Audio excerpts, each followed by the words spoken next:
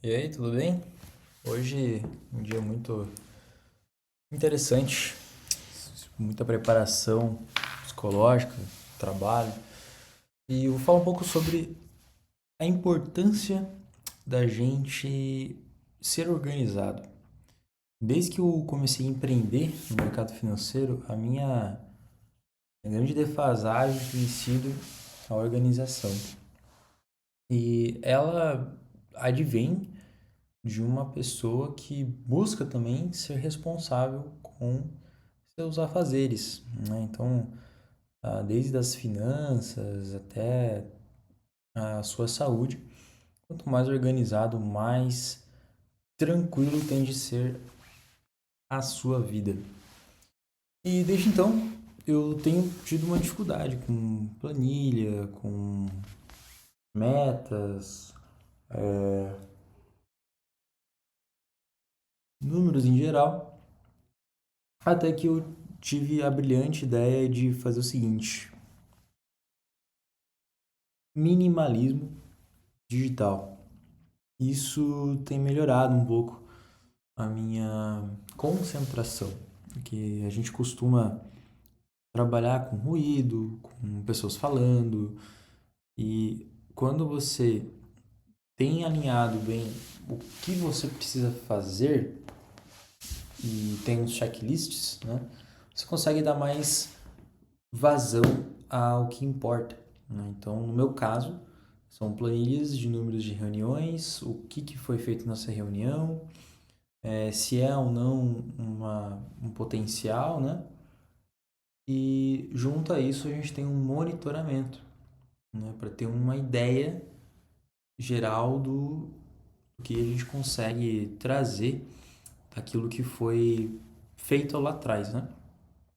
E parando para analisar um pouco, quando você é uma pessoa que é mais organizada na sua vida, é, a vida passa a ter mais facilidades, eu diria.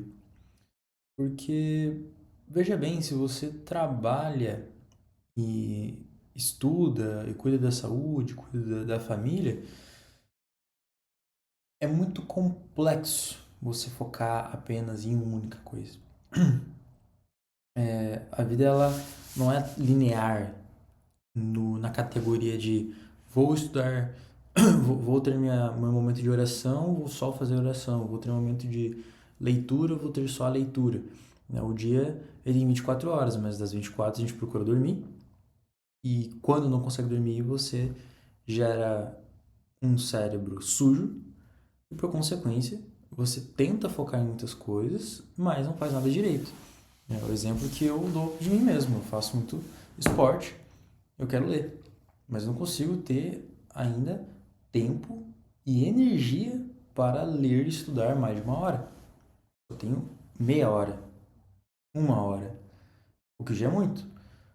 Mas além de leitura, eu faço uma hora e meia, 2 horas de esporte. E aí eu trabalho 10. Aí tem o restante do dia que é para fazer comida.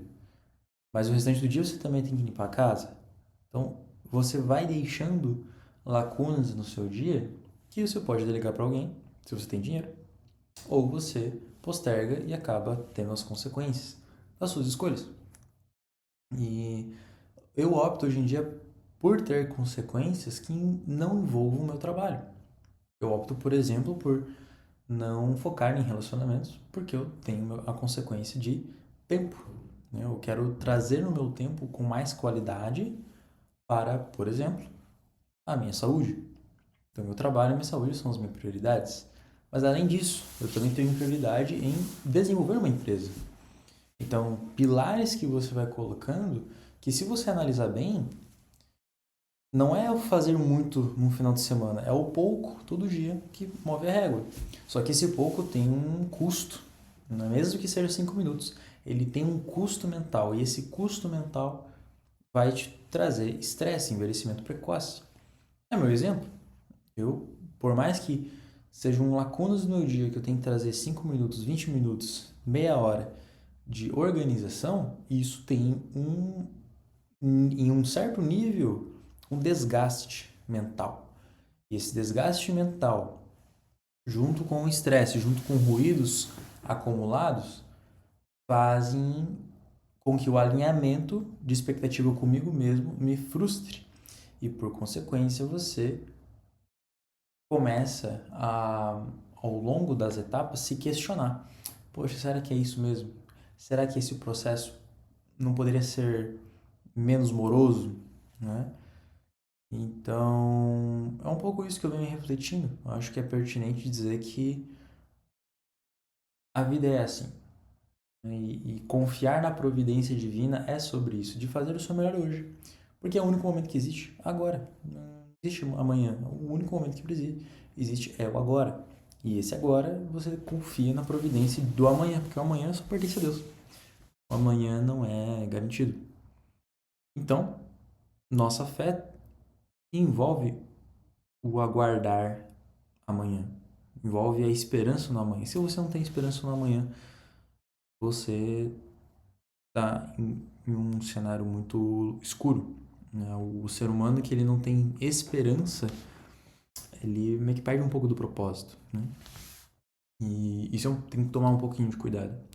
Por isso que quando você coloca um instrumento, um meio, né, o dinheiro, a fama, a estética como fim, você vai ser naturalmente muito mais infeliz, né? Porque a estética ela é uma ferramenta, o dinheiro é uma ferramenta, o carro é uma ferramenta, mas se você colocar um meio como fim, você vai ser uma pessoa muito mais infeliz ao longo do tempo. E uma verdade que eu venho aceitando: quanto mais velho você fica, mais sofrimento você tem. E quanto mais sofrimento você tem, você escolhe o sofrimento. Se é um instrumento de virtudes ou se é um instrumento de queda. Então, ter filhos, por exemplo, é um instrumento de virtude, mas os ter filhos a custo de qualquer coisa, não. Então, fica a reflexão. Vou para uma reunião e enfatizo: leia mais. A leitura ajuda a pensar e as pessoas não pensam, as pessoas vivem muito no piloto automático.